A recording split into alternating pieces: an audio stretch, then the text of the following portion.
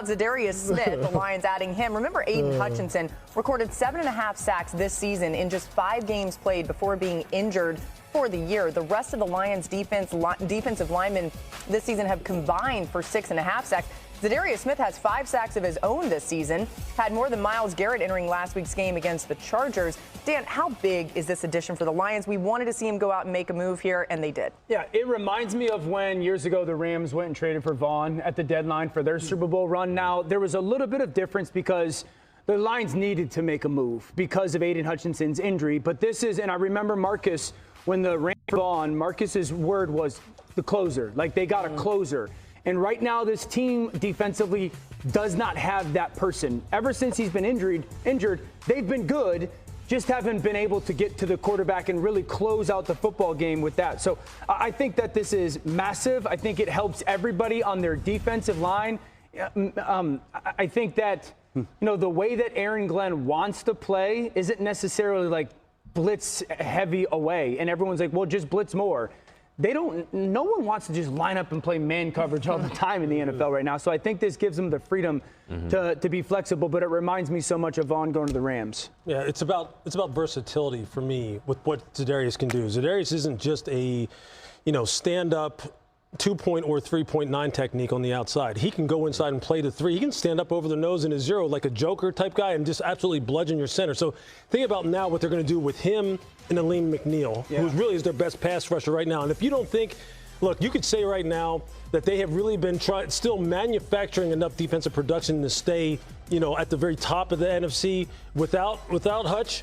But think of it like this. Since week 7, since Hutch has been out, as a team, they are still 14th in pass rush win rate. Since he's been out from week 7 on, they're 26th. Yeah. It's fallen off of a cliff. Wow. So they need this guy. And Zadarius is the guy who, again, they'll move him all over the place. Because if you've ever seen him, I mean, he's stacked now. This guy is put together. It's a great move for them. Well, he knows the NFC North. He's played in Green Bay. He's played in Minnesota. And this was the player that, again, I think the Lions were targeting. The Browns reached out to them initially. They had been talking over and over and over.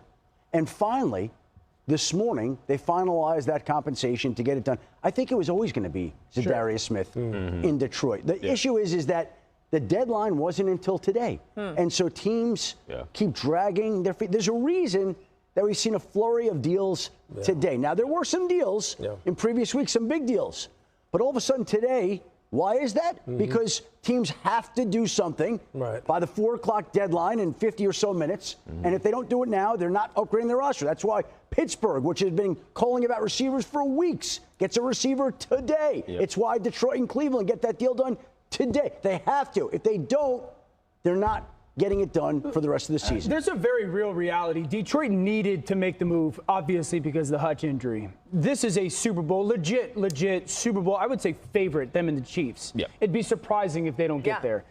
They're going to lose one of those coordinators this offseason, more than likely, if not both. You can't wait. Like, you can't, as an organization, you can't just sit there and say, well, once your window is very real and you look at your football team, if you're Brad Holmes, Lewis, you know this as a GM, you'd be like, we could beat anybody. You can't sit there and think, well, 25 or 26, in my opinion, at least. Like, you got to know we're so good. One of those, we're going to be a lesser organization when that coordinator moves on. So you got to strike now. To your point, I mean, we get so caught up in the mentality that Dan Campbell has put into that locker room. This is an extremely talented football team. And when you're adding pieces to it, you're almost getting even situationally better. Like, there's nothing that someone can throw at us that we're not prepared for. And on defense, the versatility that Zadarius Smith brings, that's in the pass game, that's in the run game. What he allows for that secondary. Aaron Glenn is a former defensive back. When I was in high school, I used to study Aaron Glenn press tapes because he was one of the best at it. When you add Zadarius Smith, the chances that the Kirbys like to take, the Brian Branches, Zadarius Smith is what allows them to make sure they're still playing with that aggressive nature that Dan Campbell has put on that defense. You know what's cool about this football team, though, is internally they have been pushing towards, let's just say, championship conversations since the end of the 22 season when they knocked the Packers out in Green Bay. Right then, they were saying, look, we're ready. We're already on the ascent. Last year, I think they thought they were ready then. It's just that people were catching up to, like, is this really Detroit? Detroit? People couldn't get their minds around it. They didn't want to accept it. Now you have to, because they just push you around so much they have to accept it. Go ahead, Dan. Yeah. So, well, I want to hear what Dan was. Well, now if you're a Lions fan, you really are only thinking, is it remotely possible that both him and Aiden play in the Super Bowl together? That's like really the feeling, Adam? that you're going to start to get. Yeah. Dan Campbell himself was on the record as saying he's not counting out Aiden Hutchinson. And when I've spoken to people in and around that organization, the sense I've got is that there's a realistic chance that if they could, if they can get it that far, that he could be playing in that game. Now, Yeah, absolutely. Because it's bone, right? It's not ligaments, tendons, nerves, nothing like that. It's just the bone. Bones, they get stable significantly more quicker than other parts of your body, right? It's why if you have a clean break in your bone, your collarbone, wherever, that will heal so much quicker than if you tear your MCL, ACL, meniscus, but whatever it may be. So it is a legitimate, real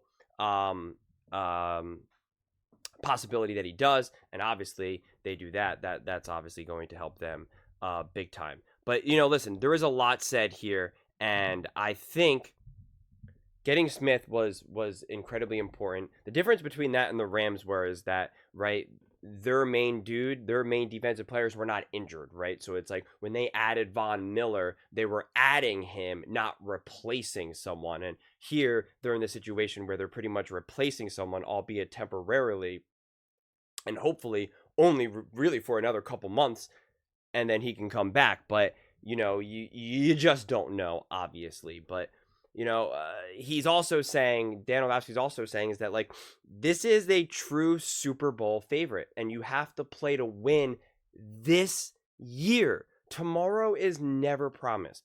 And that is something that Lions fans, I've been pleading with them, because a lot of them are just like, we're building a dynasty. This team is going to be special for the next 5-10 years.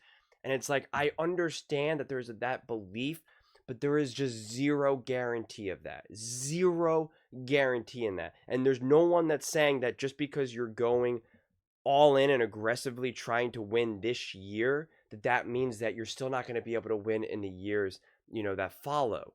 And there's also this belief that Ben Johnson is going nowhere. There a lot of Lions fans believe that, and it's just not going to happen. I said that preseason because when Ben Johnson refused to get a head coaching job, and we kind of talked about it when he gave his press conference about it and stuff. And a lot of people are like, oh, he doesn't want to do it. And now I'm seeing people are quite honestly aggressively in the comment section being like, these guys are a bunch of clowns. They have no idea what they're talking about. Ben Johnson isn't going anywhere. He's getting paid here. This is what he wants to do. And it's wishful thinking. It is. It's wishful thinking. Ben Johnson is going to move. He is going to get made insane offers. Okay? And Ben Johnson is that dude. He's going to want to be a head coach. He just is. So, and this team will have to overcome that. That is a real thing that will happen. It's not to say that this team is going to fall off a cliff. It's not to say that this team is now just done and they'll never win again and they're not going to be Super Bowl contenders. I think that's what Lions fans are automatically assuming. It's just that right now is undeniably the best opportunity. Maybe next year or the year after you'll still have the opportunity. But right now, 2024, November 6th is the best opportunity for the Detroit Lions to win. And that is when you take it. You don't try to plan for tomorrow, okay? You just don't. You have no idea what will happen tomorrow. You've already seen what an injury looks like for this team and how devastating. Imagine if it was someone else. Imagine if it was Amon-Ra St. Brown. Imagine if it was Goff. I mean, like, you see, look at the Chiefs of this year. Every single one of their players is just going down, down, down, down, down. Now, they've been able to weather that storm, but let's face it, the Kansas City Chiefs have a ton of history, a ton of, experience behind them. They have Andy Reid. They have Patrick Mahomes, right? Like, they have this great defense. Like, they've been able to be resilient, but it's that margin of error has shrunk significantly. So you just have no idea what will come. This is the year. This is the year. And it like they also said, like, it would be shocking for them to not make the Super Bowl this year. It would genuinely be shocking. So I'm happy that they made this move. I'm hopeful that they'll be healthier come time playoffs, whether it's a Super Bowl, NFC Championship game, whatever it may be, whenever it may be. But I think this team right now has all the momentum, all the energy, all the confidence, right? And they have that chip on their shoulder. They're ready for revenge. They're riding this incredibly high wave of intensity, right? That if they don't win this year, they're going to have to try to rediscover, right? Because then they would have come up short technically 2 years in a row. And now that's when doubt starts to set in. That's when you have to start to like kind of reinvigorate yourself to be like, hey, we're built for this. We're built for this. It's like, well, if you're built for this, and why haven't you won the last 2 years? Why didn't you win, right?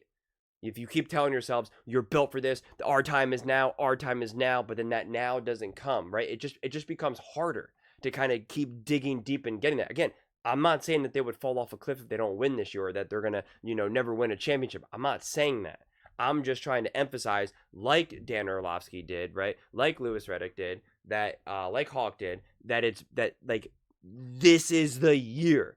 This is the wave that they're riding, and that they just need to make sure it happens, and they're making the moves to do it, right? So clearly there's that belief as well. So yeah, this is gonna be exciting to watch, and I'm really curious to see how Smith gets integrated into this team and the type of impact that he will have, because I believe it'll be a very strong impact, and I believe he'll get situated sooner rather than later. And then I think this will open up things defensively for the Lions as a whole. And once they can start get things going more aggressively defensively, that then in turn, of course, then opens things up offensively. And, we already know what the Lions look like when they're rocking and rolling offensively. So this team is power, man. This team is power. And, they're a train that seemingly right now just can't be stopped. But those are just my thoughts. I'd absolutely love to hear yours. What do you guys all think about the Detroit Lions, the moves that they're making, and the whole idea that this year is the best year for them to try to win it all? Let me know in the comments below. I read every single comment, so whether you agree with me or disagree with me, either way, let's get in some discussions, let's get in some fights, but ultimately, let's just have some fun. And please do consider subscribing. We're building an amazing community here, and I'd absolutely love to see you part of it. I want to build something that we all genuinely feel connected to, something that we're really excited to be part of. I think we're on our way to doing it. Please don't forget to give this video a thumbs up, as it really does help with the visibility and the algorithm. Thank you so much, and see you next time.